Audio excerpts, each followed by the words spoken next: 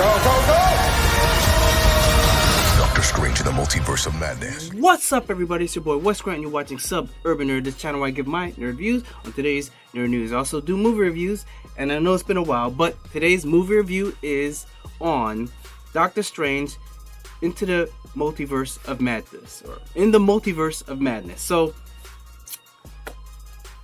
I went into this movie expecting a lot because I just recently saw a multiverse movie called Everything Everywhere All at Once, which is amazing. Y'all should watch. But this movie, Doctor Strange, of course, continuing after the first Doctor Strange, and Doctor Strange become very more intricate in the MCU as of the end game, and Infinity War and all that. So he's very like a big part. So I'm expecting a lot coming from this movie, right? Especially what we saw that happened after the end of Spider-Man No Way Home. And this thing, it doesn't really have much to do with that. Because if you're thinking that led right into it, no, it really doesn't. This is another story, Doctor Strange. We have a new character, America Chavez, played by, what's her name? Xochitl Gomez. I probably pronounced it wrong, but she's an amazing girl in this movie. Of course, we have the returning people. We have Rachel McAdams. We have Elizabeth Olsen, who's from the MCU but not from Doctor Strange. Benedict Cumberbatch, of course, and then we have some cameos by Bruce Campbell and Patrick Stewart and all that. Because of course you've already seen the trailer. So, if you haven't seen any of my reviews before, I pretty much, give a quick synopsis like I just did, but I give my pros, my cons, and then I give a grade at the end. So, I'm going to start off with my pros. Benedict Cumberbatch, still charming, still a great person as Doctor Strange. Elizabeth Olsen, she kills it. Ever since we saw, Wanda and Vision, we know she's got the chops. She's an amazing actress. She brings it whenever she's in it.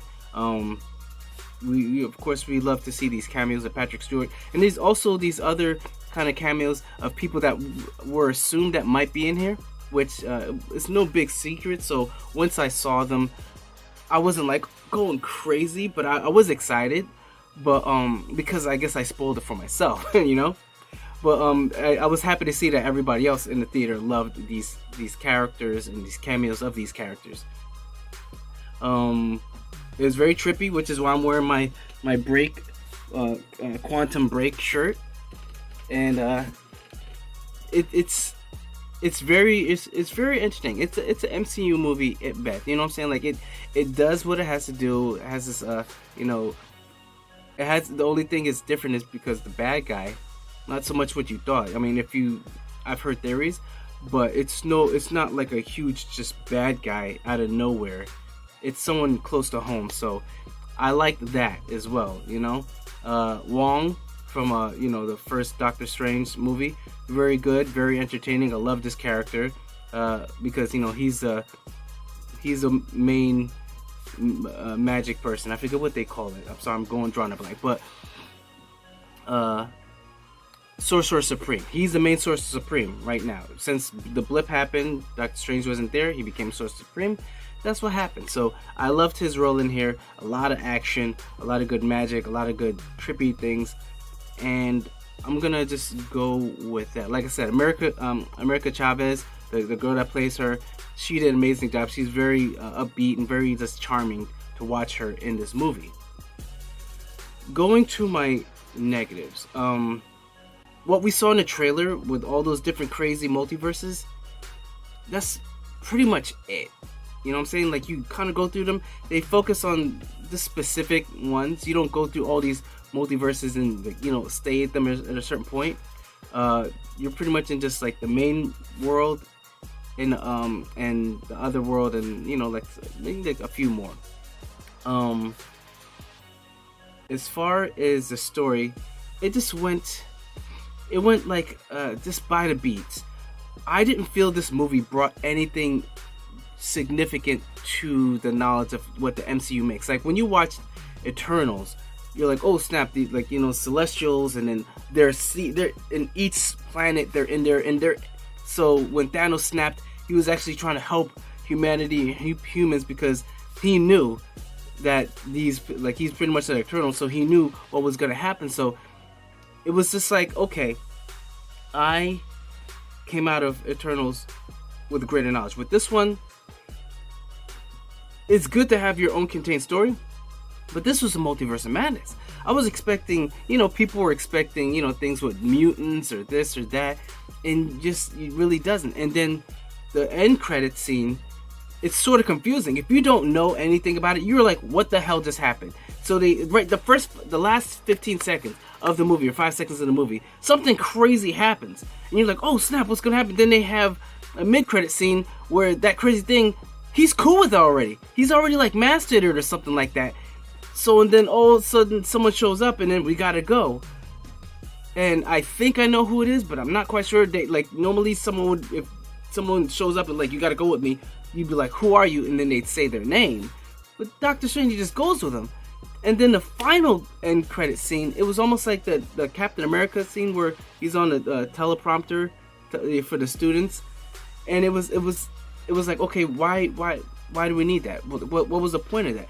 So even the end credits didn't bring much to the story. Sure, it brought a mystery of, okay, what adventure is he gonna go on next? But the next Doctor Strange movie isn't gonna be for a couple years. So unless they're gonna continue that in someone else's movie, I don't understand why they would do this. So that's why this movie wasn't as appeasing to me as I would have hoped. I wanted to like it, the reviews are sort of mixed with this, and I definitely understand why. As far as story, it was by the beats. I liked, kind of where it go, but like these cameos and these people, sure, they did it just for the fan service, but there was no purpose to them as far as bringing the lore further from what we know. So I'm not gonna say I was like super disappointed, but I was sort of disappointed because it didn't, to me, bring anything more to the MCU. So for that, I was teetering between a C+ and a B-, but because Sam Raimi, I did enjoy myself for the most part. I'm gonna give this movie a B-. A B- is the best I'm doing, because I'm doing it a favor, because it might be a C+, but B- is what I'm gonna give this movie, because overall it was an okay movie, but it didn't bring anything further for me as far as watching the MCU. Spider-Man, now we're trying to figure out what's gonna go on with Spider-Man, because no one remembers him. So is he going to be moving for the MCU? Is he going to be in Sony's own thing? So it kind of questions it, which are intriguing. With this one, it's like, okay, he's going on another venture, but we're not going to see anything for I don't know how long, So that's pretty much my review. If you guys like it, if you guys agree with me, comment down below. Tell me what you feel, because I don't want to feel like I'm the only one. And I know I'm not the only one as far as the other, the critics and reviews. But as far as my reasoning, tell me if you feel the way I feel. And isn't that a song? Anyways, but thank you for enjoying my video, watching my video. Comment down below, subscribe, like the video. Remember, I'm Wes Grant. You've been watching Suburban Nerd, and you've just been notified. Catch you guys on the next review.